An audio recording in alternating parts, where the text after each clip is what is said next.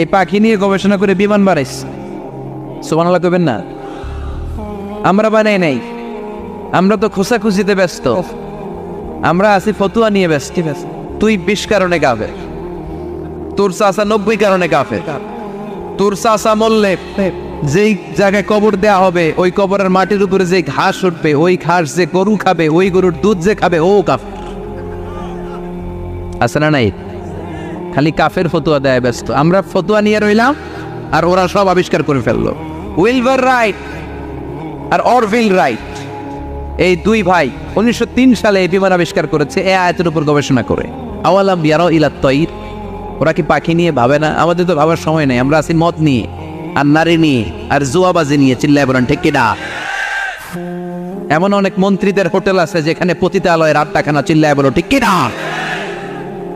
মুসলমান রাজ মদ আর নারী নিয়ে ব্যস্ত, আর ইহুদি খ্রিস্টানরা আমাদের সব ঐতিহ্যকে ধারণ করেছে। উইলবার রাইট অরভিল রাইট গবেষণা শুরু করে দিল।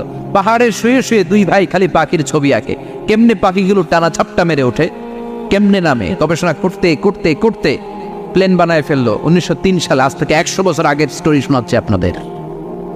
তখনকার বিমান এখনকার বিমানের মতো ছিল না। আপনি দেখবেন যে শুরুতে বিমান কেমন ছিল। শুরুতে ভাঙ্গা চূড়া দুটা পাখা নিয়ে একটু উড়ে আবার থপাস করে পড়ে, কিন্তু আশা হারায় নাই, আবার উড়ে থপাস করে পড়ে। আমেরিকাতে সুবিধা করতে পারেনি। ফ্রান্সের এক কিং তাদেরকে ডোনেট করেছে বিপুল অঙ্কের টাকা দিয়ে। তারা প্রথম ফ্রান্সের একটা শহর থেকে আরেকটা শহরে পৃথিবীর প্রথম প্যাসেঞ্জার প্লেন নিরাপদে ল্যান্ড করেছে। মানুষের উড়ার স্বপ্ন সফল হতে শুরু করলো। এখন বিভিন্ন ধরনের বিমান একটার পর একটা শুরু হয়েছে। এই পৃথিবীর সবচাইতে দ্রুতগামী যে বিমানটা আগে ছিল নাম ছিল কনকর্ড, যাত্রীবাহী বিমান। এটার পরে এখন একটা বাইরে হচ্ছে বোম সুপারসনিক। কি নাম? Bomb supersonic. এত স্পিডে চলে, এই মাত্র দেখলেন এদিকে এয়ারপোর্ট দেখবেন নাই, ওই দিকে। সুবহানাল্লাহ পড়েন। কি বিশাল বিশাল ডবল ডেকার গুলো নিয়ে শূন্য উড়াল দেয়। A3 এয়ার বোয়িং A380 বর্তমান পৃথিবীতে সবচেয়ে বড় প্যাসেঞ্জার বিমান। কার্গো বিমান তো এগুলোর 7-8 ডবল বড় হয়। I'm talking about the passenger plane A380। 525 জন যাত্রী নিয়ে এটা শূন্য উড়াল দেয়। 525 জন যাত্রী, কেবিন ক্রু, পাইলট, বিমানের ওজন, খাবার দাবারের ওজন, ফুয়েলের ওজন, 525 জনের লাগেজ টাগেজের ওজন, এই সব নিয়ে শূন্য উড়াল দেয়। সুবহানাল্লাহ কইবেন না? এই বিমান আবিষ্কারের আগ পর্যন্ত গোটা বিশ্বব্যাপী সব দেশে দেশে ছিল সেনাবাহিনী আর নৌবাহিনী। বিমান আবিষ্কার হওয়ার সাথে সাথেই শুরু হয়ে গেল বিমান বাহিনী, এয়ারফোর্স, মিলিটারি।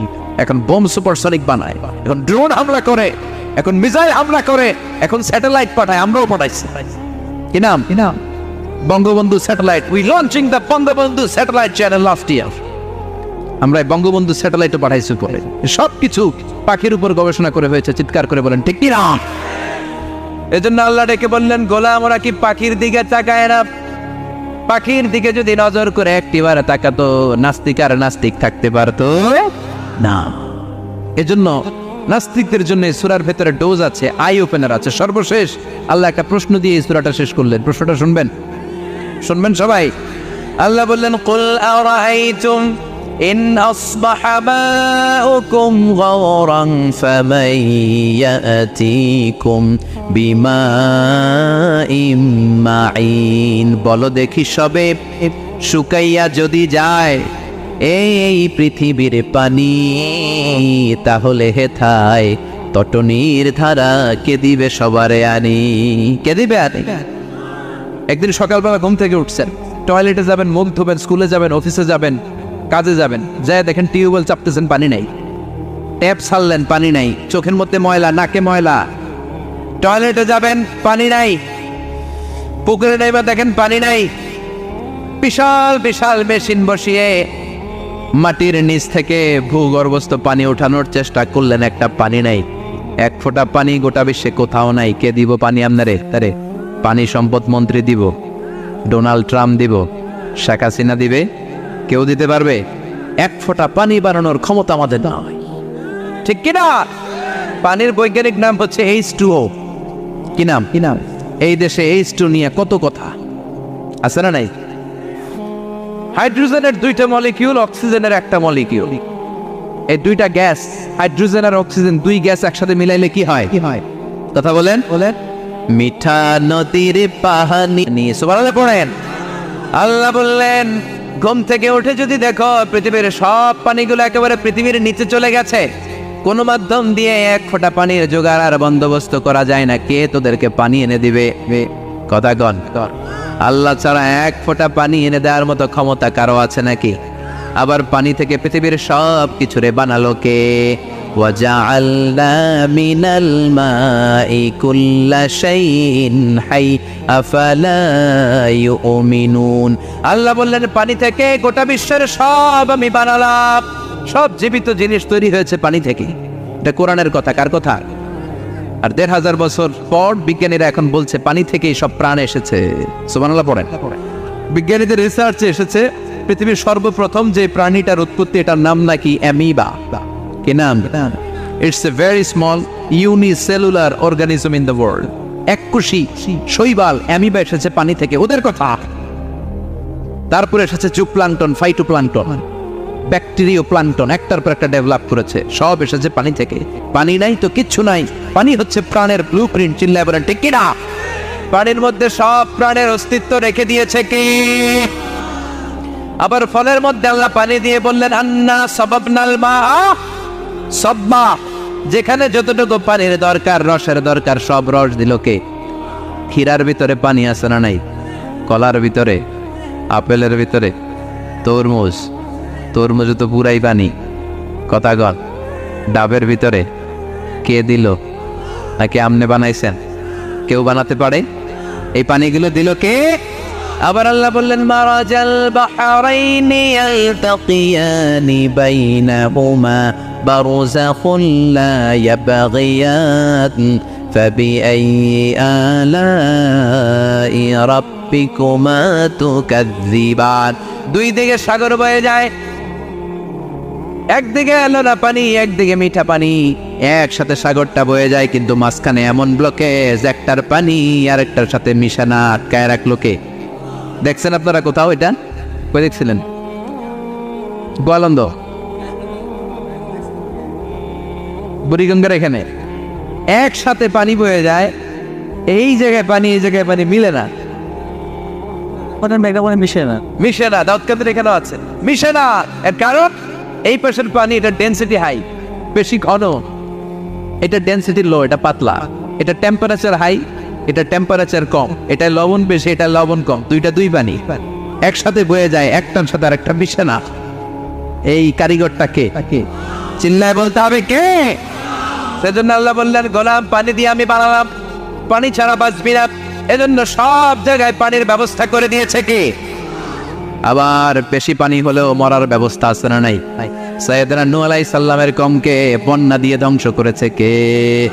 এজন্য পানি চাইবো কার কাছে? কথা কন। আল্লাহ মেঘ দে পানি দে ছায়া দে রে তুই, আল্লাহ মেঘ দে। সবাই পড়েন না? আল্লাহ মেঘ দে পানি দে ছায়া দে রে তুই, আল্লাহ মেঘ দে। দেয়ার মালিক একজন, তিনি কে? চাইতে হবে কার কাছে? সব ক্ষমতার মালিক কে? নাকি আমরা? আমরা ক্ষমতার মালিক। আর জীবনে কোনোদিন বলবেন মানুষ সকল ক্ষমতার উৎস, এই কথা কোনোদিন বলা যাবে? সকল ক্ষমতার একচ্ছত্র নিরঙ্কুশ মালিকানা একজনের, চিৎকার করে বলতে হবে তিনি কে? বিপদে আপদে সবসময় আমরা তার কাছে চাইতে চাই, তার কাছে ফিরবো। আল্লাহ আমাদের সবাইকে কথাগুলো বুঝার ও আমল করার তৌফিক দান করুন। আরো জোরে পড়েন আমিন।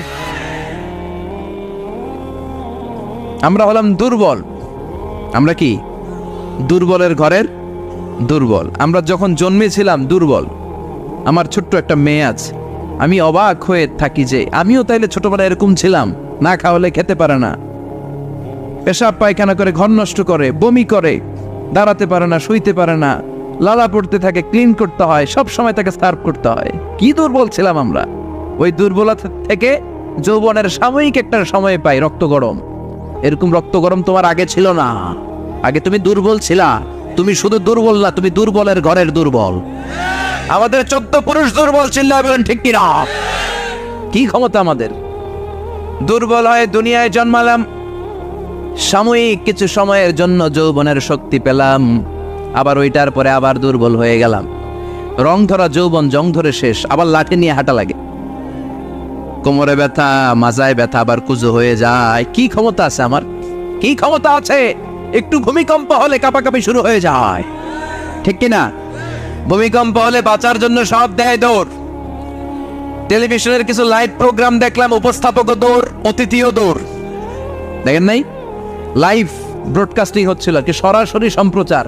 যখন দেখা যাচ্ছে চেয়ার কাঁপতেছে, উপস্থাপক দৌড়, আর মেহমানরা বসে আছে মাইক নিয়ে। কিছুক্ষণ পরে আরো কাঁপাকাঁপি বেড়ে গেল, মেহমানও দৌড়। কথা কন।